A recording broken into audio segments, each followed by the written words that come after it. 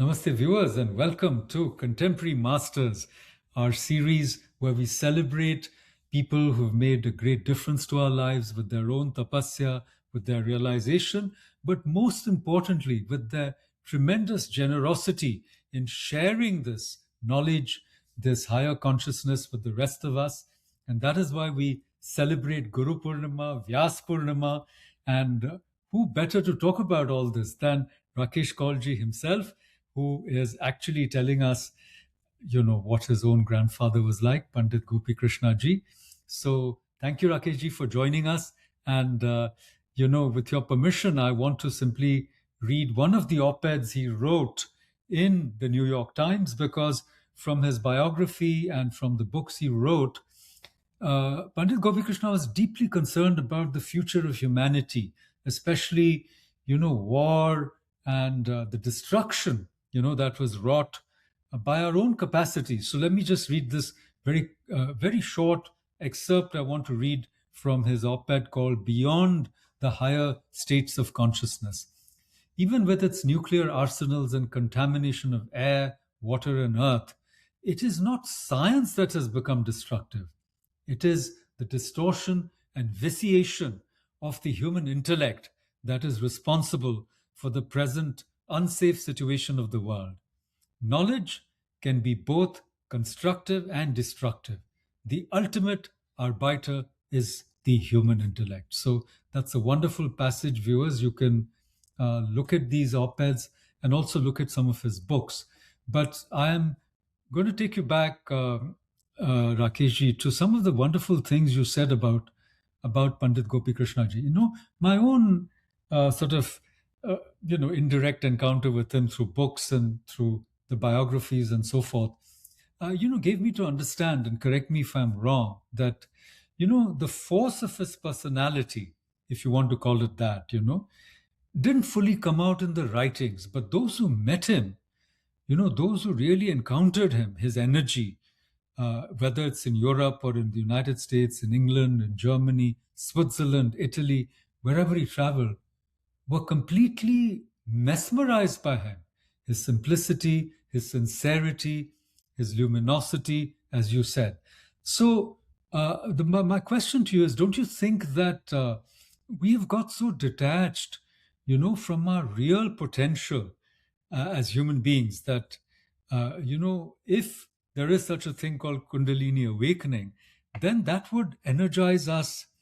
It would revitalize all parts of our being so that anybody who came in contact with us, we would become like a living flame. So I wanted your views on that, the force of his actual personality, his presence. So let's talk about force and about how the living Pandit was not the Pandit of the books or the Pandit of the meditative world. And by the way, he had a very interesting debate with Maharishi Mahesh Yogi that we'll get to in a minute.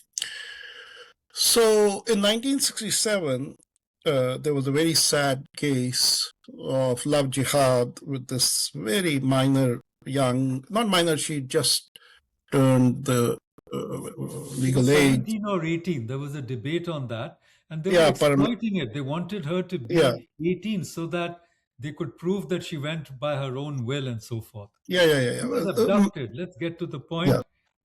Yeah. So my grandfather was the president of the Kashmiri Hindu Front that fought for her. And my uncle, the same Sudarshan, Pandit Kaul, who was a lawyer who fought for her. And on my birthday, August 14, 1967, the local administration arrested my grandfather and put him in prison.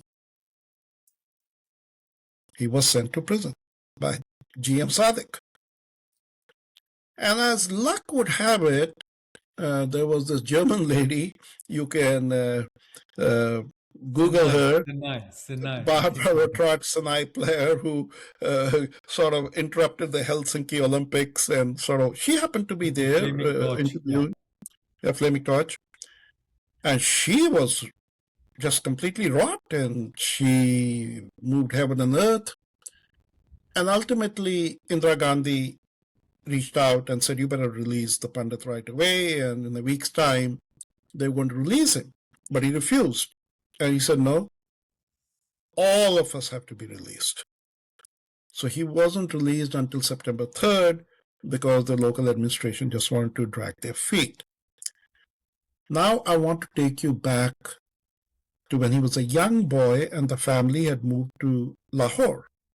So I just want to make one little interjection. I want to Yeah, tell our viewers who have yeah. learned about Kashmir only through, I mean, the atrocities, the diaspora, the abduction, the genocide, only through the Kashmir files. Please remember that the struggle, of the Kashmiri Pandits for justice, nothing more than that. The struggle against the eradication of their culture, their identity, their right to their own homeland is much older. And I'm so glad you brought in this dimension of Pandit Gopi Krishna's life and legacy, because we've forgotten it. We only think of him as a yogi, as the pioneer of, Kundalini in the West. But thank you for bringing up this aspect of his life where he was a very brave, I would say, fighter for justice. And in some ways, anticipates the character played by Anupam Kher, though I would think that he was a much more, I would say, forceful and luminous character No, no. than, yeah. Yeah, I'm giving you some examples of force because he was really what I have written a series called the Shastra Warriors of Kashmir, where Shastra and Shastra, means a man of letters and also the blades of steel. So when he was a young boy, the family had moved to Lahore and he was going to school. Now, his mother had been advised, he'd had a series of very interesting things happen to him when he was born. His mother had taken him to see a rishi, and the rishi, on seeing the baby, had jumped up in the air and said, oh, this is Ved Vyasa who has come, and had taken a kalposh and placed it as honor on the boy. So one of the rishis had told his mother, instead of having one tuft of hair, she can you imagine this young boy in Lahore, mother had made him a bald head, but instead of one tuft of hair, he had told her put 4 tufts of hair so that he can stay cool or whatever. I don't know what, but 4 tufts of hair. So the boys around him, there were 3 or 4 boys, they were very merciless. They'd come up behind him and one would tug one tuft of hair, the other would tug another tuft of hair. And so this went on for a month, and he just didn't know what to do. He didn't want to say a word to his mother or father. And finally, one day, he just had enough. And when they came to him, he grabbed the boy on the right, smashed him on the ground, grabbed the boy on the left, smashed him on the ground, and the third boy ran away. And then they became his followers. They became his followers. And so very shortly thereafter, he was walking from school with his now, Gunda gang, and he sees this Lahore guy in an argument with a poor Kashmiri laborer, refusing to pay the laborer. Now, at that time, these people would come from the valley to Lahore to earn a few things. And the guy had done his work, but this guy, Pathan, didn't want to pay. And my grandfather was a young boy. And he just went up to that guy and said, you better pay him up. I'll give you one more story. Right behind us used to be parade grounds where the Indian armed forces would use that. But he used to go every morning to do exercise. And there'd be a lot of army people doing the same thing. So anyway, they used to tease this boy, Bodhi Pandit. They used to tease him in school. Yeah. So now, he goes to the parade grounds, and this major for several months would tease him and say, Pandit ji, aao aaj subah kushti karenge. Kushti karenge. And my grandfather would serenely smile and just do his thing. But one day, the major crossed the line. and he tried to grab my grandfather's hands to start the kushti. Next second, his arm had been wrenched out of his elbow and he was on the ground. So this was no shrinking, emaciated yogi. This was a man that was a force of nature, and he stood for what was right, and especially when it came to women, which is what the Samaj Sudhar Samiti was all about, he was unstoppable.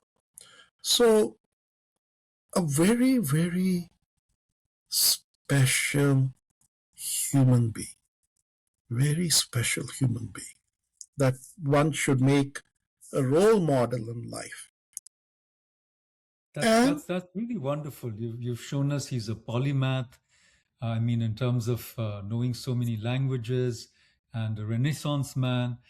Also, as you said, a social reformer, and when required, was an activist, was somebody fighting for justice.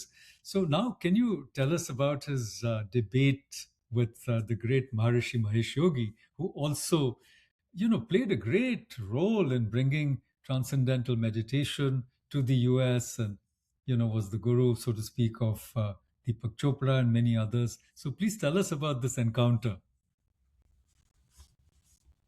Well, this is one day probably scholars will research it, and there will be hagiographic stories that the other side and every side will publish. But basically, he was very skeptical of pay me $35 and I'll give you a mantra crowd.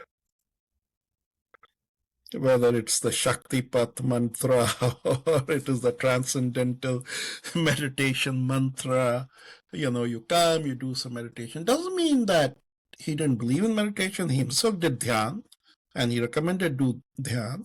But there was a lot that had to precede that, and there had to be a lot of commitment to it. And so it's at a very public place, he expressed his skepticism. And so this guru said, so you think what I'm selling, he said, I don't know why he said it. He said, so do you think what I am selling is just self-hypnosis?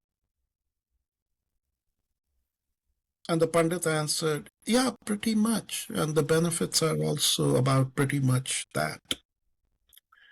Because it's, this mantra business, $35, he was not in that. But the more serious debate was when he and several others, including this TM gentleman, were there. And this guy from South India raised his hand and said, at the precise moment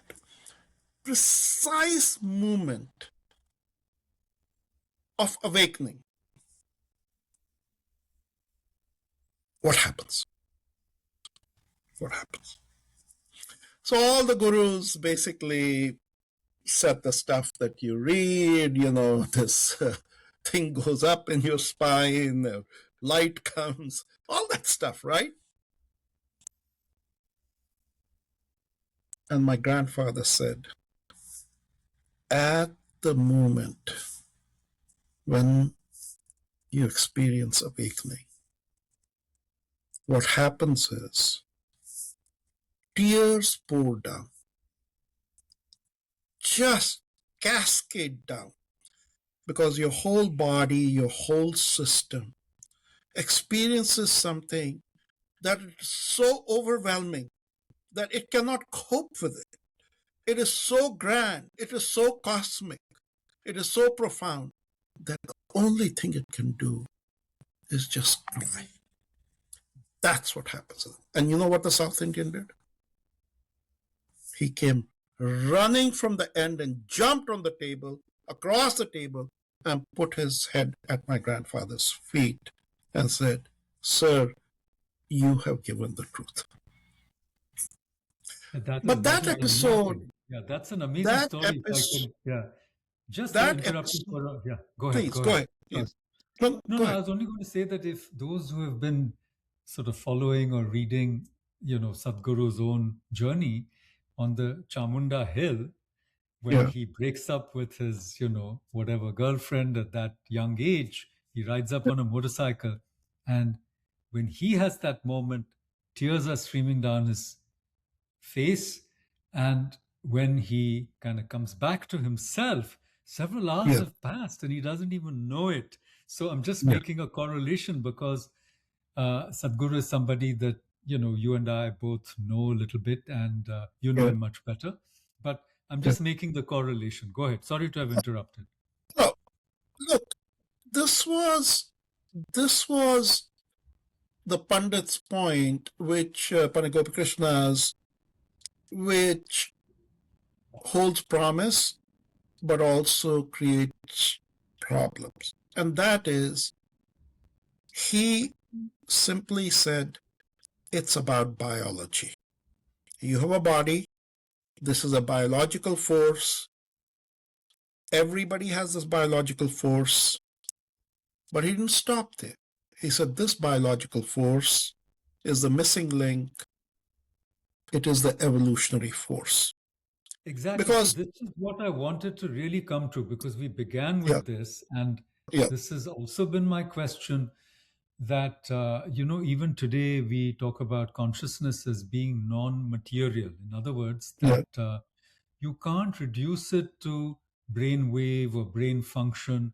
And that's all we can measure. We can measure electrical impulses, we can measure things that are measurable, but consciousness is not measurable. Now, so if Kundalini is a biological force, is it something physiological, as we were asking right at the beginning, or is it something that is imprinted or is a epiphenomenal or emerges from biology? Because, I mean, this is a fundamental question because even when we try to study the system, Ida, Pingala, Shushumna, we are told that the nadis are not physical. You can't trace them to some, you can't make a correlation between nadis and the nerve system, though many have tried, even acupuncture tries. So I really wanted your sort of clarification about these fundamental issues.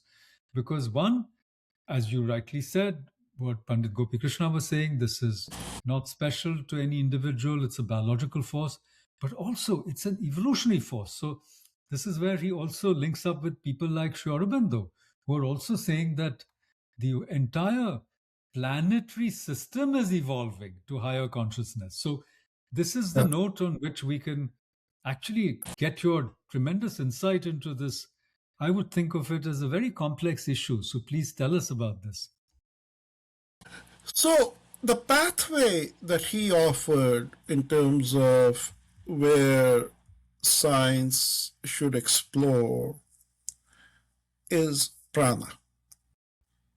And his triadic theory on prana as being at its best genius, whether in science or religion, he said it's the same force, or the dark night, which is the world of the artist, or madness.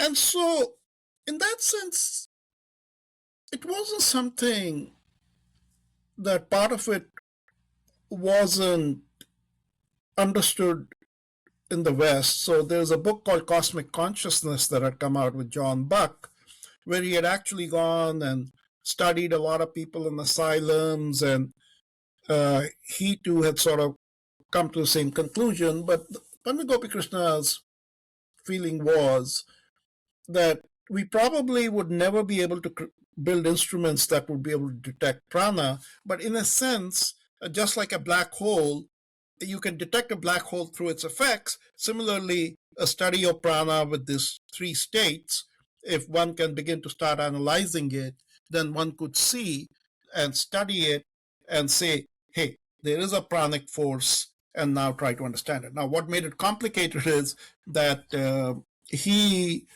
did assert, and that's Tantra for you, he did say that this pranic force was psychosomatic, that's Tantra, and so, very difficult for the West to accept that. But Freud and others, they were all dealing with psychosomatic forces. So uh, it's not surprising that the only framework where these things could be studied without it going into disrepute is Kashmir Shaivism or Tantra. And he was very clear in his mind. For example, one of the things that constantly comes on about this biological thing is, should we be vegetarian or non-vegetarian, right? This is something that comes up. And he was very clear in his mind. He was literally sort of reflecting Charaka, where Charaka really saw food as energy. I mean, pretty dispassionate. This is different forms of energy. But when he was going through his dark night and his whole body was being consumed, it was his brother-in-law who took him to a rishi. And the rishi took one look at him and told him,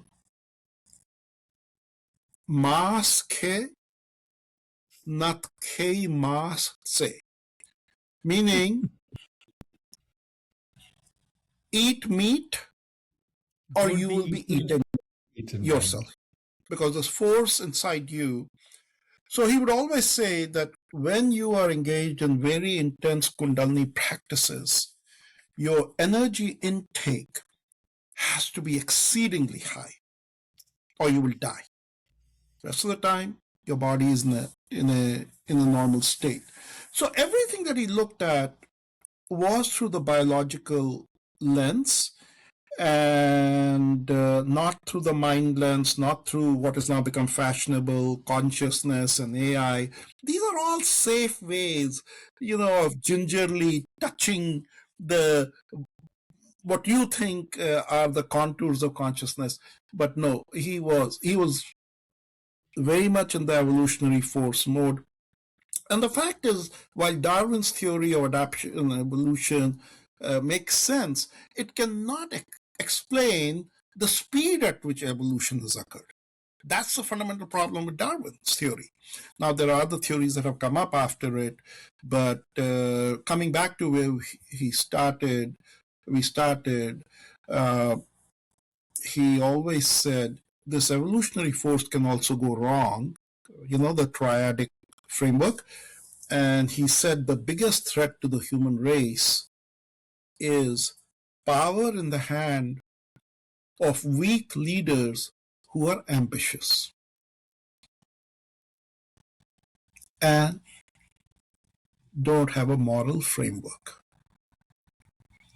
So he just identified. In fact, that was the editorial I read precisely for that reason, that it's that vitiation and distortion of the mind through greed and power lust that is so much more dangerous now because of the tremendous destructive powers that we now seem to control. But this it's a very tantalizing note on which to end. We will invite you once again. But the biological and the psychological and the spiritual, the interrelationship is really fascinating. But, it's very interesting. It's not the Shankarite way, obviously, but Tantra is not, though Shankara himself has not been properly understood. But I mean, the paradox of embodiment is that when we are embodied, we experience limitation through maybe false identification, if not limited identification. And we want to transcend it. We want to expand our consciousness. And the paradox is, it is only through this body, as it were, that we can actually experience that awakening or liberation or that expansion which brings tears to our eyes, whether it's through art and poetry, Raso Vaisa, as it said in the Upanishads, and what Abhinav Gupta said, Brahmananda Sahodari, the aesthetic experience, or even through a sexual orgasm. So these are all akin. So what I'm trying to say is that to experience these, we need this system of bones and flesh and nerve and tissue, and yet we long to be free of it. We long to, transcend it and, as it were, become, masters of the universe in the right sense of the word, because it's only the Swarat that can become the Virat, and the Swaraj becomes the Viraj. So, with those words, Rakeshji, thank you for your time, and thank you for this deeply personal, I would think, an illuminating journey to understand uh, Pandit Gopi Krishna, one of the great guru, non-gurus, if you like, of our times, and also to celebrate Guru Purnima, which is coming up. Thank you, namaste, and viewers, please join us again in Contemporary Masters and support our endeavor to bring a little more light into our world. Thank you, and see you soon. Namaste.